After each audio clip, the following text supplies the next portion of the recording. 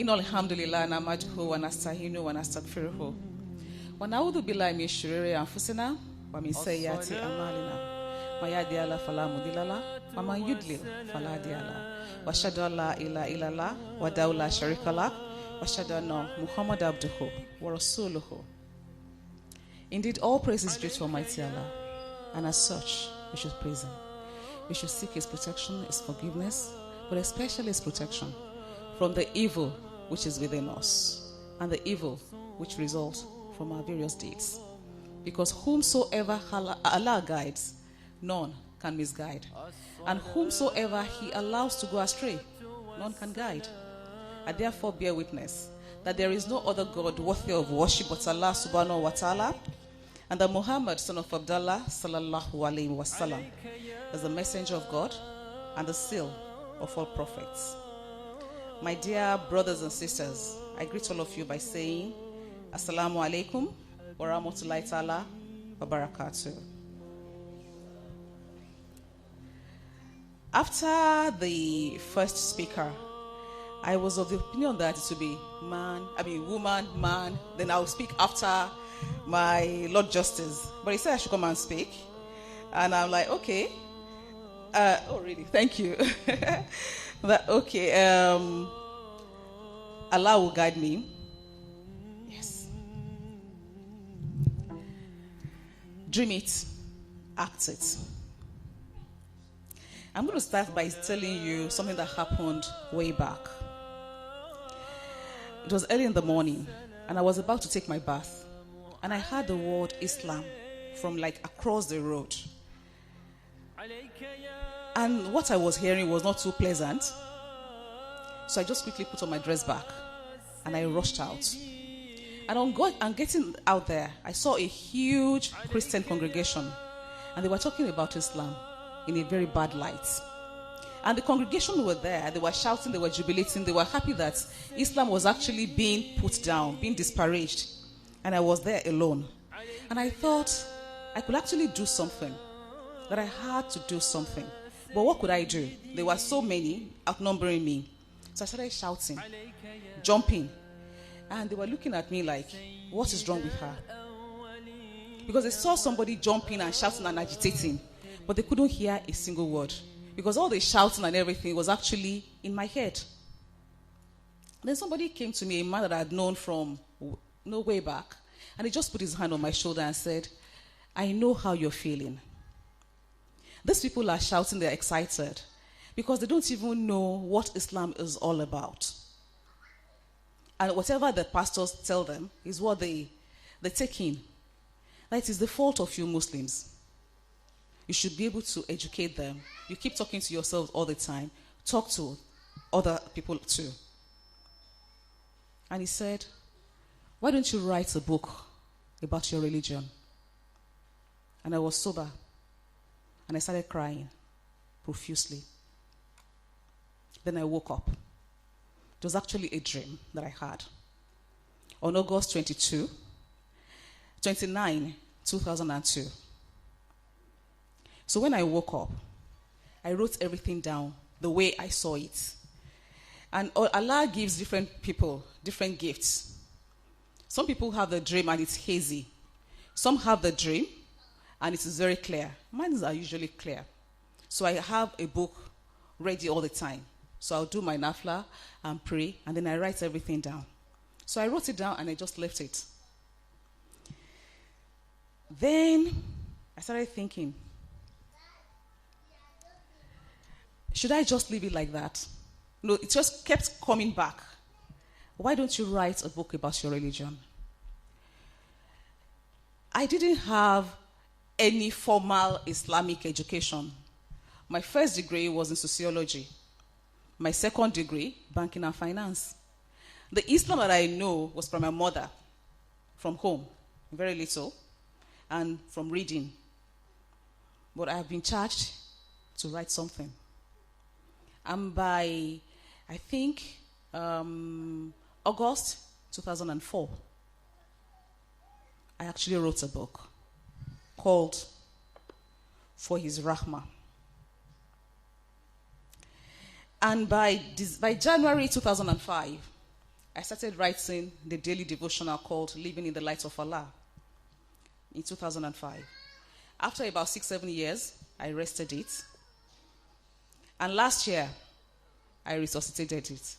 I made it e-copy and sent on a daily basis to people. And people read and say it's wonderful, it's impacting their lives. Why am I saying all this? I had a dream and I acted on it. Most people have their dreams, but they let the opportunity go. And I didn't even know I had that in me. I know I like to read, but to write and make meaning and let people read is something that I never thought could happen growing up. But that is exactly what I do now. So I'm going to tell you some story of some great innovators who had dreams. Maybe not necessarily sleep dream, but they sit and dream of greater things, and they actually do them. I'll start with Robert Edward Turner, popularly called Ted Turner. He's an American, born in 1938, and is the owner of CNN. When he was going to start CNN, they told him that, do you think you can survive? Do you think a news channel that will run 24 hours will make it? Because news can be very boring when you listen to the same thing over and over and over and over and over again. People like to see drama. They like to see Telemundo, a little bit of Z World, a little bit of Nollywood. But he said he wanted a news channel. People didn't give him a chance. And so many years now, CNN is a flagship. A lot of news channels have come up after CNN. The next person is Sir Richard Charles Nicholas Branson. Richard Branson, for short. He's a British business mogul, owner of the Virgin Empire, with over 40 companies. When he was 16, he started his first enterprise, a magazine, like a newspaper called Student.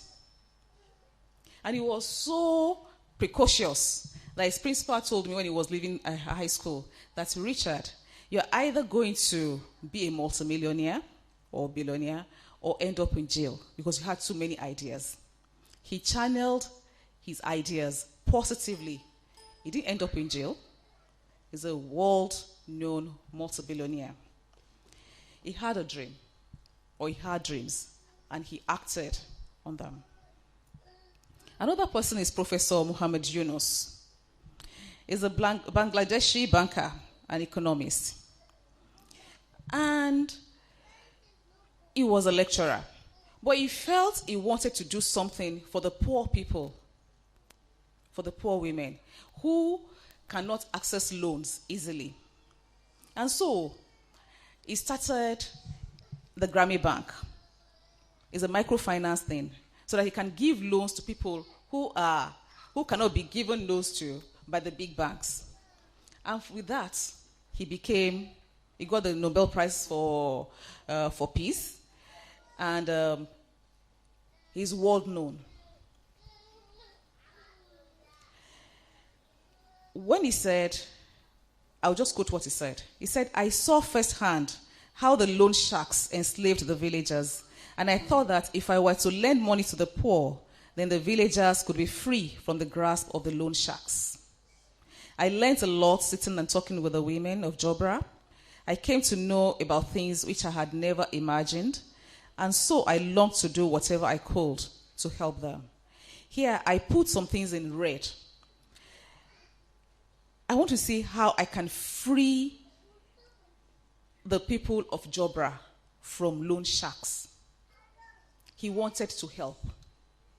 So your dream must include helping others. And that is when it can be a big success. And he said, I long to do whatever I can to help. So helping others, thinking about others so that they can be better. And one thing from all those people that I've talked about, the three of them, is that they're innovators. And innovation is the process of creating something new that makes life better. So if your dream does not include making life better,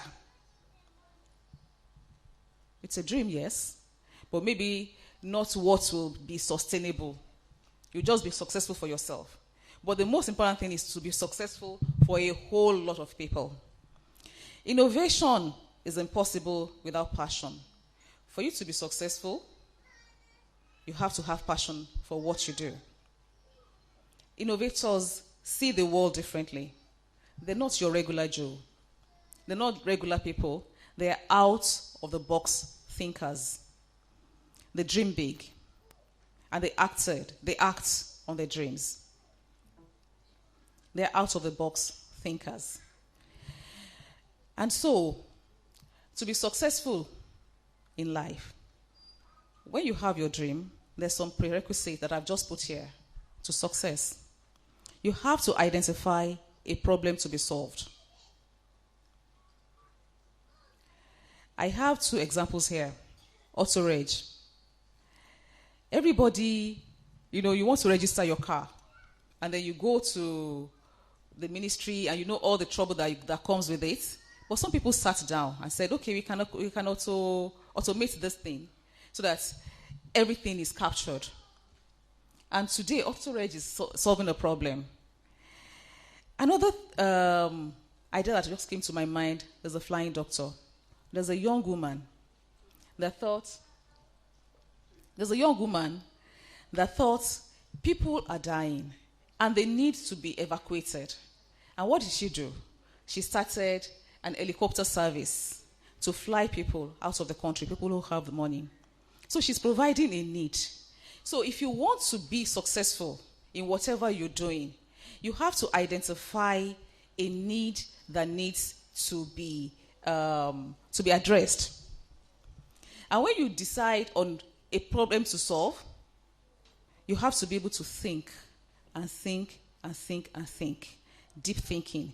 Not just say, okay, I have this dream and I'm just going to go on and do it. You have to be systematic. And I always have something that I tell myself, that whatever I do, I have to write down. You have a book near your bed or in your purse or wherever you are that you just put all your ideas. Because I tell you, the dullest pencil is sharper than the best brain. And that is my mantra. The dullest pencil is sharper than the best brain because we are made to be forgetful. So when you have your ideas, just write them down. Roughly, if it doesn't even make sense to you at that particular point in time, sometimes later you can go back to them and then you now say, oh, okay, I really wrote this down like 10 years ago or 5 years ago. And that can be the clincher. That can be what will make you in life. So you write your ideas down. You have to be focused. You have to be determined. A lot of times, when we do things or when we have ideas, it doesn't, it's never going to be easy, for sure. All those people that you see that are very, very successful and you think they're very successful, they must have had some grounding, some grinding, some tears, some pressure before you see them excelling. So when those times come, you have to remain focused. You have to be determined to be successful. Determination is very, very, very key. If you're not determined, you can be swayed. So you have to pray to God for the spirit of being focused, of being determined. You have to have a strong passion. Because without passion, you can never do much. When people ask me, some people say, I'm leaving my job, what do you think I can do? And I find that very, very difficult to answer. They think, you are successful, so you must have plenty of ideas of what we can do. I am me. I know what I like. I know what I'm passionate about. If you're not passionate about something, you just do it a little, and then you have a little bit of problem, you leave it. But if you have passion for it, come rain or shine, you stick with it. And then sticking with it, you make a headway. The Yorubas have a saying that if you keep drumming a drum, hitting it, it's going to tear one day. You hit the bullseye. So you just don't say, oh, I'll do what any other person is doing. You don't want to be a copy. It has to be you. And nothing is really original, but by the time you pick something from here, from there, you can now make it a nice, unique thing that you can work with. Hard work, there's no compromise to hard work. No second opportunity, no second thoughts. There's no other option. Nothing good comes easy. If something is very easy, be sure that 1 million people will be able to do it, and then you're not going to be spectacular. So it has to be something that you set the bar high. You work very hard, and you don't compromise on quality. You practice very well. And one other thing why we cannot compromise is because we're Muslims. And we always have this toga of not being thorough people, not being very good people. But we have to prove that we're very good, we're very thorough. So for us in this hall, whatever we do, we have to make sure that we put our best into it. My justice, he just didn't get there with knowing people. He works very hard. He was asking the doctor, what do I do? Because I work very often. I work very hard and I'm on my system all the time. That is somebody who works very hard. And that is why we are talking to you. So we have to work hard at what we do. There's no compromise about that. Education is very, very key. Not the regular education that you get in school. That is very important. But you have to keep re-educating yourself. Things are happening on a daily basis. We are in the digital age. If you are doing the things you do normally, and you keep doing it the same way, you're definitely going to get the same results. So you have to learn to innovate. And the world is such a small place now. I remember when I was doing Arabelle, I didn't have so many people doing Arabelle kind of thing. And then I can say, okay, I have a near monopoly. But today, a lot of people are doing something similar. People don't even have shops, but they have their shops on Instagram, on internet, and there are a lot of people doing the same thing. So you have to be able to reinvent yourself. You can't say you have technophobia. You have to love technology. You have to embrace new things. Otherwise, you won't be able to survive. And you don't want to do something that you do for like 2 years, and then you're not doing it again. That is not success. You want something that you will be able to do, that will outlive you, that will be there for a long time, and that people will also say, when you are gone, that she actually, or he was here, he did this. I give example of Guinness. Guinness was, I think, almost 200 or 300 years ago. It's still here. And so when you have your dream, you want to think of something that you want to do that can outlive you. And it is very, very possible. It is doable with the help of God. Guinness is not even something halal, but it is there, doing well. So how much more, if you now think of something halal, something good that will benefit humanity, and you put good structure in place, you are focused, you are determined, you work very hard to nurture it from now. You know that it will just bloom, inshallah. Then you have to have the ability to ignore market noise. There will be people discouraging you. There will be people saying, no, it can't be done. Those people, you brush them off. Because you know that you are determined and you believe in your God and you believe in your own ability. To believe in your ability is very, very important. So when you have your idea, when you have your dream, don't let people tell you it can never be done. Because you have in you to do a lot. Allah has blessed every one of us with different talents. My talent is different from your talent. Yours is different from mine. And at the end of the day, if I die, who will cry? Assalamu alaikum wa rahmatullahi ta'ala wa barakatuh.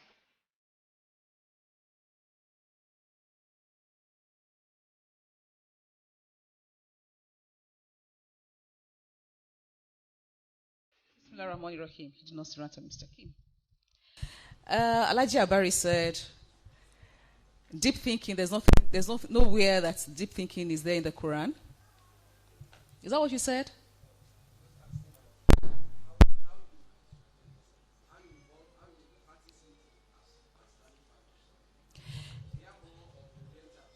Okay, because I said meditation. Meditation does not mean you are like doing transcendental meditation, you are doing yoga, you are putting one foot up, or you are in a particular position. The meditation that I mean is deep thinking. Somebody asked Albert Einstein that if I give you an hour to solve the problem of the world, how would you do it? He said, I'm going to spend about 59 minutes thinking of the problem, and I'll spend 1 minute to actualize it and solve the problem. So you can't do much without thinking. I mean, deep thinking is very, very critical. You have to be able to think your plans out. You have to be able to think.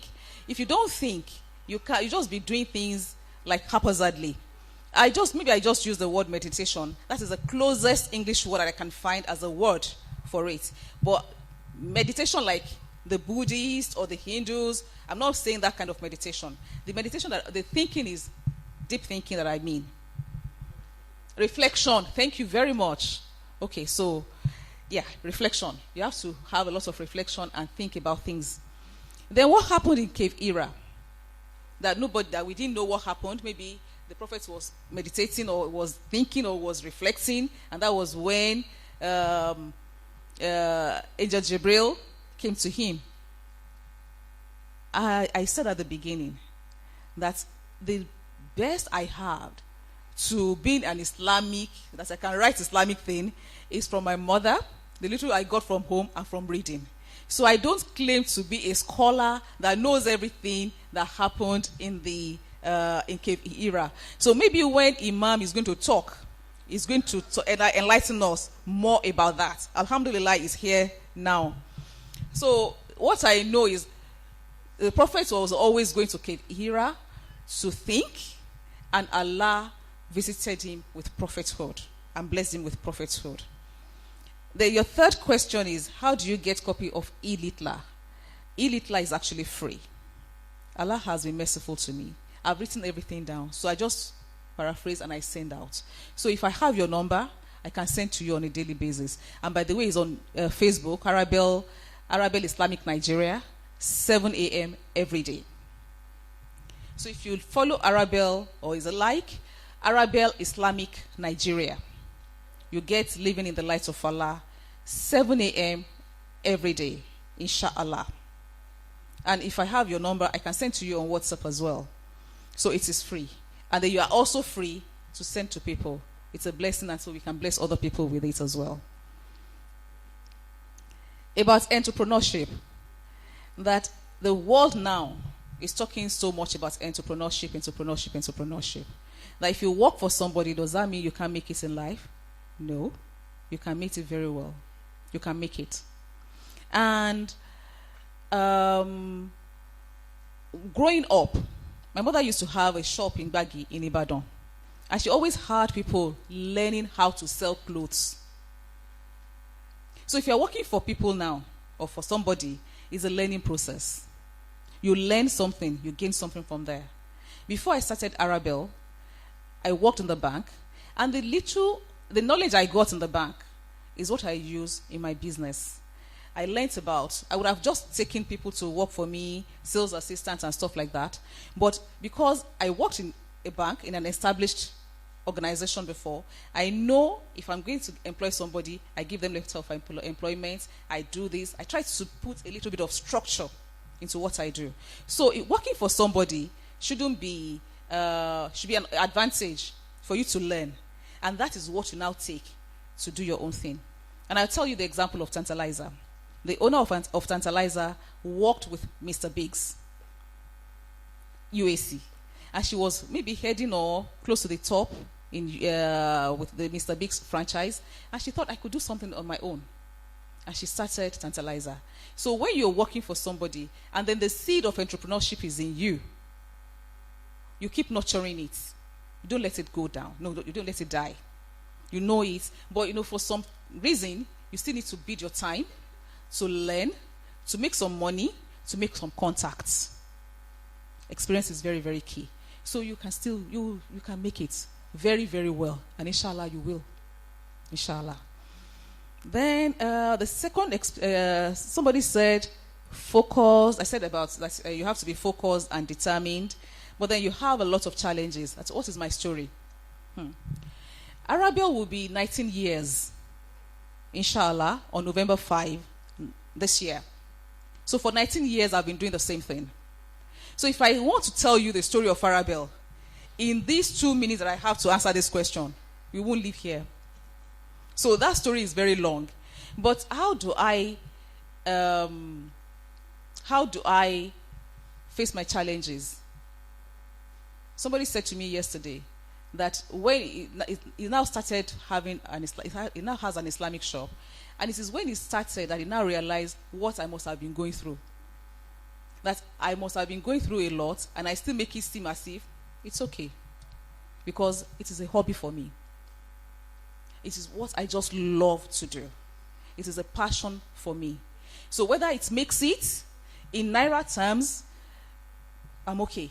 If it doesn't make it so much, but I see somebody wearing my turban, or somebody buys a book from my shop, or somebody buys a frame, I say, oh, I bought this frame like 5, 6, 7 years ago, and I still like it. That to me is big success. So success doesn't have to come in monetary terms, not in figures. It could be in some other things that you can't just imagine. So for me, I think I've done very well. I'm so happy with what I do. And so my experience will be a long one, maybe another forum that we organize, maybe next year or sometime, and then we now say, okay, we have to do a real entrepreneurship workshop, and I'll be able to tell the story. But beyond that, you have to have a stick-to-itive attitude. Stick-to-itive. Like in stick to it, and then I put a VEE at the back. So once you are focused and you are determined, and then you like what you do, and then it is a hobby for you, you just enjoy your hobby. If you like to garden, and then you just see how your flower grows, you are happy doing it. If it withers away, you plant another one, because you just like to garden. So that is how I can just put it in a nutshell. I hope I answer your question. Then the sister said useful dreams, that some dreams are hazy. I made a differentiation between dreams. I said sleep dream, and then you sit down and I want to be something in life. Dream is just the word that I can use to quantify it.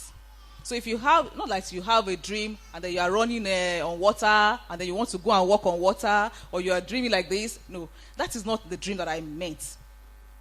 When you dream that I want to be somebody in life, you sit down, you contemplate, you reflect, like somebody said, that I want to be somebody in life. I want to achieve this. I want to be the best eye doctor in Nigeria. That is a dream, and it is doable. So may Allah subhanahu wa ta'ala guide us to do the right thing. Ramadan Mubarak.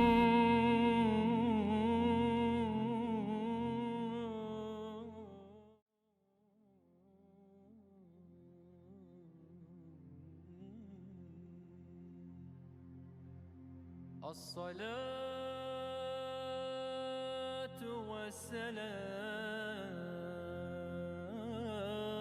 والسلام عليك يا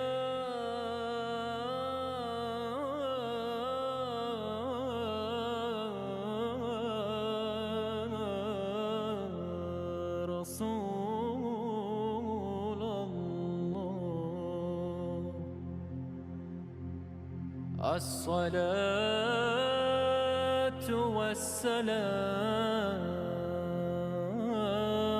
والسلام عليك يا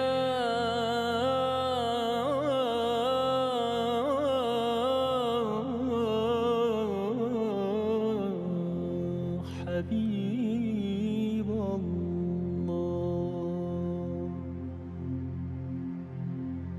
الله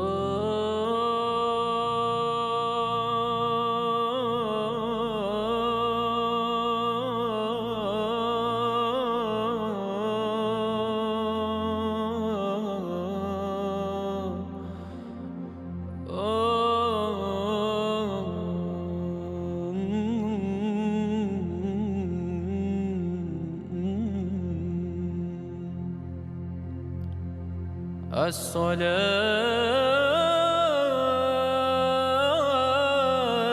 والسلام عليك، عليك يا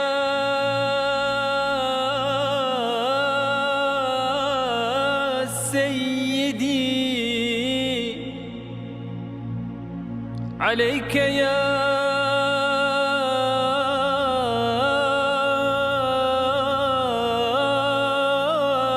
سيدي، عليك يا سيدي، عليك يا